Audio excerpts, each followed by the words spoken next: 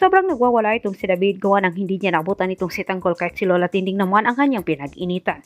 Ngunit nakapagtataka naman para kay Tinding ang naging reaksyon ni David na handa nitong tapusin ang buhay ni Tanggol kahit kinompronta ni Tinding itong si David kung siya'y may tinatago na kinakatakutan nito na malaman ni Tanggol.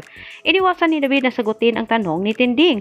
Ngunit naghahalata naman itong si Tinding na nagsisinungaling itong si David. Nagbanta naman itong si David kay Tinding na makarating umano kay Rigor ang biglang paglitaw ni Tanggol dito sa kanilang bahay. Pero hinamon ni Tinding itong si David, hindi umano siya matatakot kung magsubong ito kay Rigor.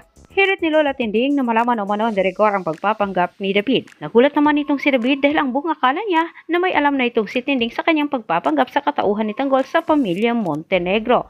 Pero ang hindi alam ni David, ito ay para ang pananakot lamang ni Tinding upang itikom ni David ang kanyang bibig.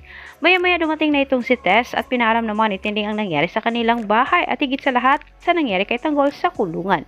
Dagdag pang sumbong ni Tinding na naramdaman umano niya na may hinala siya na may ginawang hindi maganda itong si David na kinakatakutan na malaman nilang lahat, lalo na umano kay Tanggol.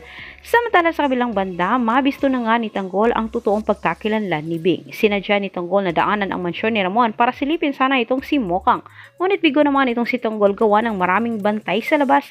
Subalit nang nakakuha naman ng tamang tiyempo itong si Tanggol para pasukin ang mansyon ay sinamantala din niya atong pagkakataon. Nasakta naman itong si Tanggol ang makita niya itong si Mokang na masaya kasama itong si Ramon. Di lang kinalimutan na umano ni Mokang nan ganun kadali ang kanilang pinagsamahan. Pero dahil masyadong malinaw ang mata ni Olga kahit siya ang unang nakakita kay Tanggol, nakasilip sa bintana. At natakot naman ni Olga na makita si Tanggol ni Ramon ay dali-dali din niyang nilabas itong si Tanggol para ilayo kay Ramon.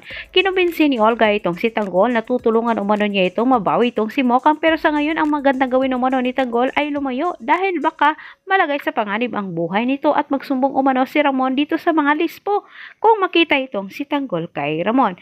Pero hindi naman naniniwala itong si Tanggol. Nagtanim siya ng pagdududa sa totoong pagkatao ni Bing. Nakuhang tanongin ni Tanggol itong si Bing kung ano ang kaugnayan nito sa naging asawa ni Mokang.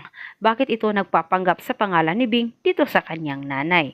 Huli nang napansin naman nila ni Ramon na may pinaalis itong si Olga sa mansyon. Nakalayo na itong si Tanggol pero sa mga oras na iyon, kinabahan din itong si Olga. Mabilis na nakahanap ng paliwanag itong si Olga. Pinaniwala niya itong si Ramon, Don Julio at Mokang na kanyang tauhan umano ang kanyang pinaalis.